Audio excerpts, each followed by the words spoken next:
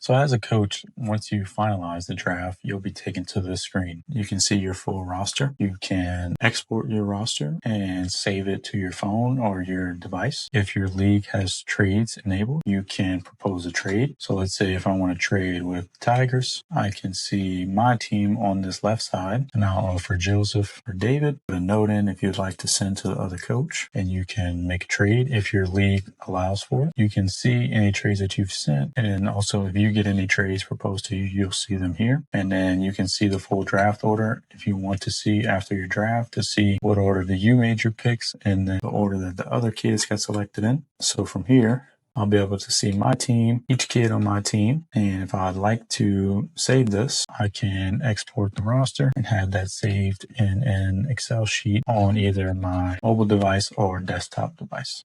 And this will bring me back to the draft board. And once I'm finished, I can come back here. I can see my draft. If ever I pull back up to my link and sign into my dashboard, I can see my full old draft.